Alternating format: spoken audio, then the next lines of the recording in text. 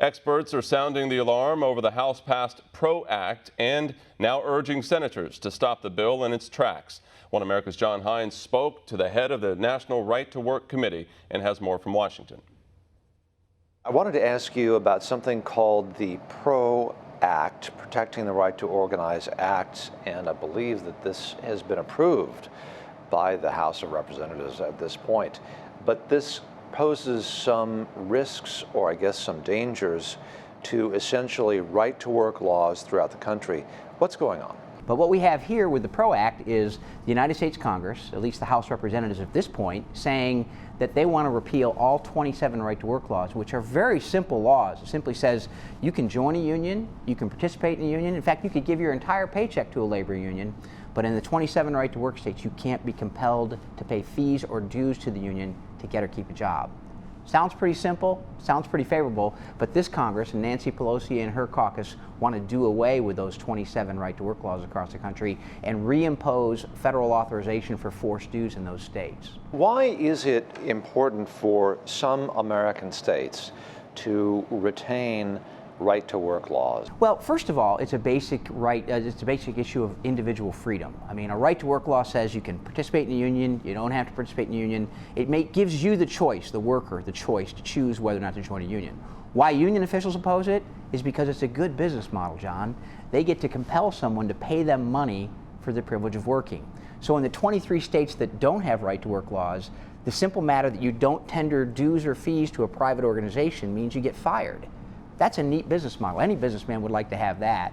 You know, don't have to provide really any services. Fired. You get fired from your job. You'd be terminated from your job. If you don't support the union. If you don't pay the dues or fees, that's right. Talk about the competitive aspects of right-to-work states versus non-right-to-work states. The economic advantages of right-to-work states is becoming more demonstrable all the time. Site selection consultants say that companies looking to expand or relocate won't even consider a state unless it has a right-to-work law. That means that in 3 out of 4 cases, generally you're out of the running for a new investment if you don't have a right-to-work law.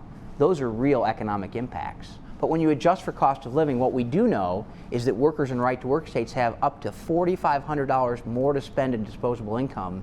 Explain a little bit about AB 5 in California and explain about the similarities between the PRO Act just passed by the House and this AB 5 bill that was passed in California. Yeah, the AB 5 bill goes to trying to define the difference between an independent contractor and an employee. Obviously, labor policy in our country treats independent employees differently than it treats bona fide employees. What AB 5 did was try to basically wipe out the Uber and Lyft gig economy in California. And elements of that AB 5 are in this PRO Act bill that was passed in the House. But what they did here is they incorporated this AB 5 model, which says, you know, there are not really any independent contractors anymore. They're all employees, and if they're employees, they can be unionized. We hope the Senate looks at it and looks at it in the context of all of these things that big labor wants to do and the powers they wish to be granted under the PRO Act, and say, you know, most of this stuff is not pro-worker and it's not pro-environment, or excuse me, not pro-worker and not pro-growth. Mark Mix, President of the National Right to Work Committee, thank you for joining us on One America News. My pleasure. Thank you. Want to see more videos like this? Click on the link below and subscribe to One America News on YouTube, and call your cable provider and kindly demand that One America News is added to your lineup.